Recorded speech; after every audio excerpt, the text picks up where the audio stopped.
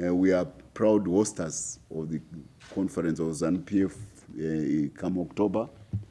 We are doing it well ahead of the season, of the holiday season. Preparations are very much afoot, and our national chairperson is engaged with that. So is our provincial chairperson, Mary Muliswa. The national chairperson, of course, is Comrade Opa Mchinguri, the Minister of Defense. So we have also our provincial chairperson, Mary Muliswa. No, we are always conscious about gender positivity. So we have two strong women shepherding this important event on the political calendar of ZANU-PF.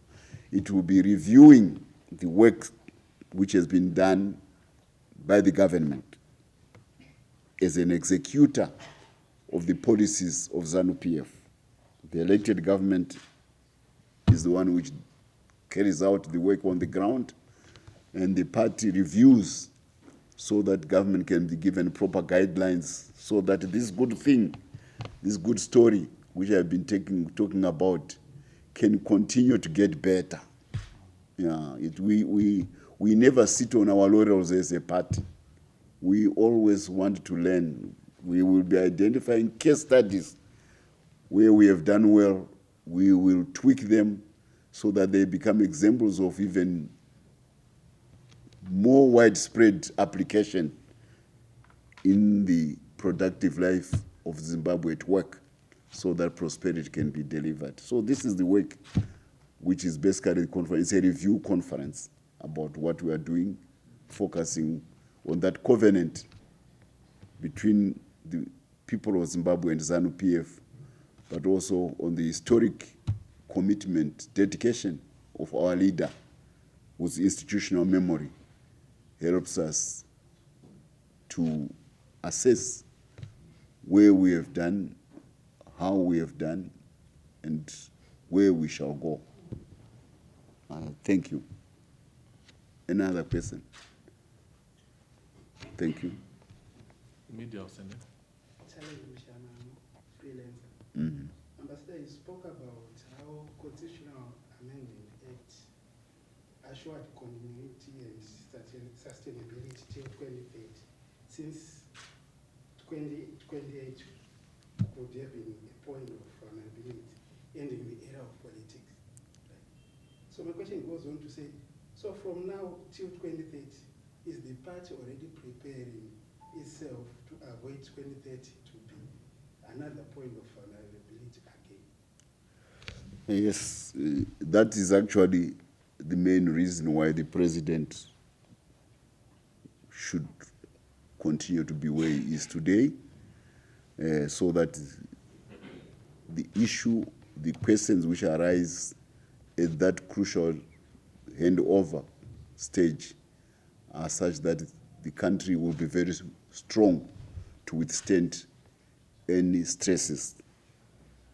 Basically, a lot of preparation may have been put by detractors and those who are enemies, sworn enemies of the National Liberation Movement, to ambush 2028. And there was a possibility that the country may not have been well prepared to withstand these pressures.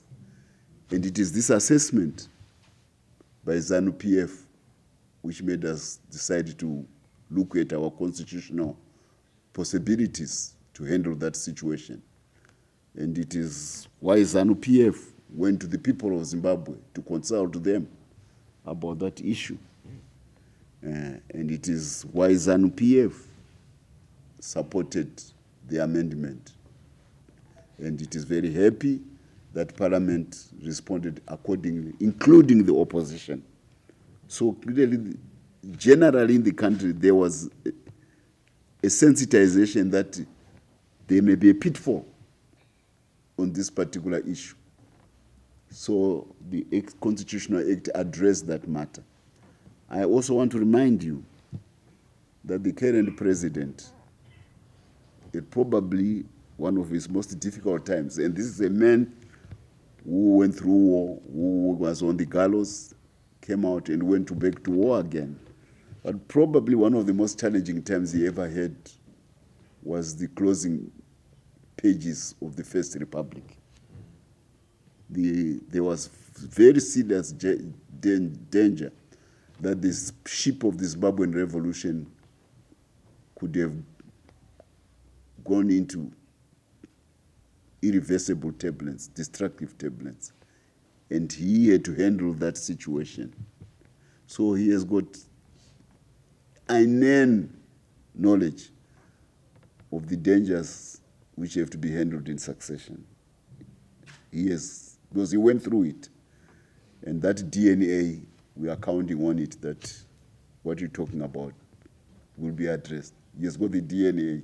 Look at what is done on the global stage. Look at what is done on the African stage. Look at what is done on the regional stage. Look at how he's handling the xenophobia issue to protect the image of South Africa from ridicule and scorn. Because we're Africans, it is important that we see each other in the same image. Never allow another African to be seen in a different image, because we are the same. So God willing, you can be assured that the anxieties which may arise about 2030 will have been addressed during this period. 4 years is good enough to address that. It's an important issue. Continuity, handing over power, all these are obligations of a political party. The president takes them seriously. He knows where ZANU-PF has been from its inception to be where it is today. And the different challenges which he has faced as it charted the Zimbabwe revolution. So that will be his memory bank about how to handle the situation which we are talking about. There cannot be a better and more adept person to handle this matter than him. I thank you. Another question? Well, thank you so much for your time. And it's lunch time.